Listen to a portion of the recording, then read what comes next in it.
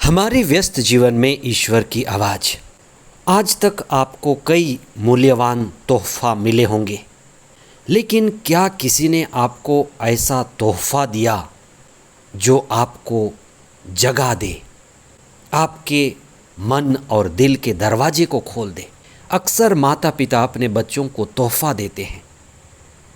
माता पिता को अपने बच्चों को कौन सा तोहफ़ा देना चाहिए जिससे बच्चे हमेशा के लिए जाग जाएं? प्रज्ञा की किताबें जो सबसे अच्छी और सबसे कीमती और मूल्यवान तोहफ़ा हो सकते हैं। 26वां सामान्य सप्ताह 30 सितंबर 2024।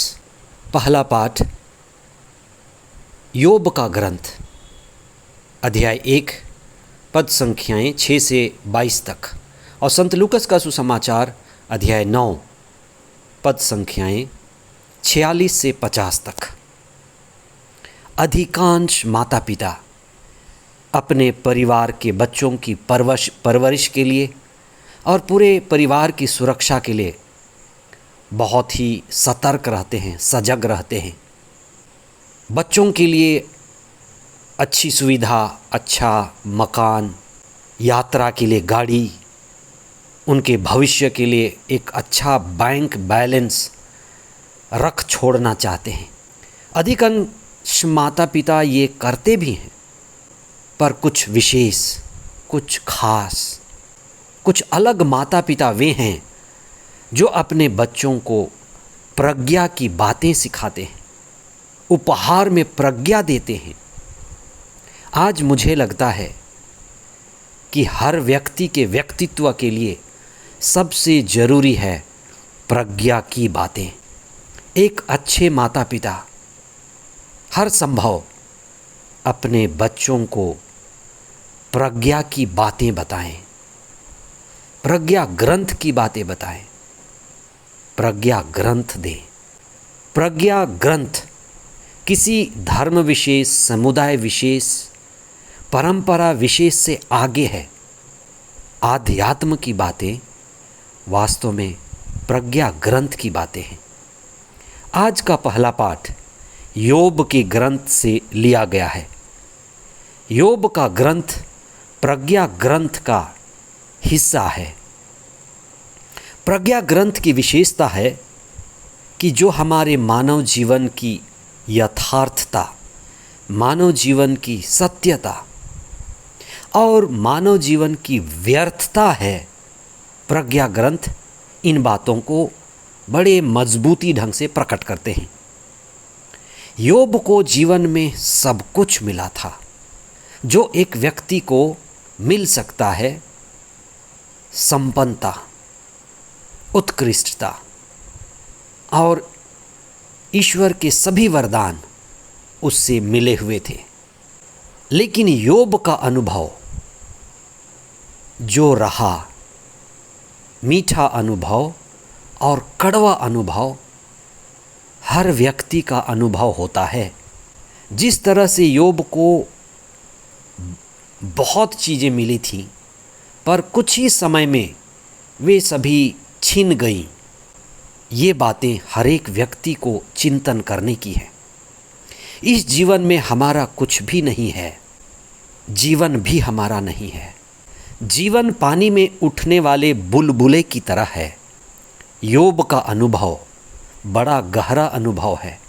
इस दुनिया में हमारा कुछ भी नहीं है, ना हम कुछ लेकर के आए थे, ना कुछ लेकर के जाएंगे। मेरे माता पिता, भाई बहन, यहाँ तक कि जिसे मैं अपना कहता हूँ, क्या वे मेरे हैं? योब के बच्चे उनसे ले लिए गए, सारी संपत्ति छिन गई, उनकी पत्नी भी छोड़ने वाली है।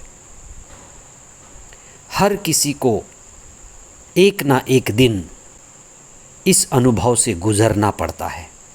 जो भी मिला है, जिससे भी हम अपना कहते हैं, सब छीन जाएगा।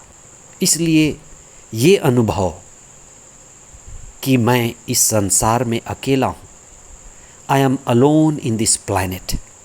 ये अनुभव आपको हो गया होगा, नहीं हुआ है तो आने वाले समय में होगा। आप इसके लिए तैयार रहें। लेकिन इसी अकेलेपन में, इसी सूनेपन में आध्यात्मिकता दस्तक देती है, ईश्वर की खोज की शुरुआत होती।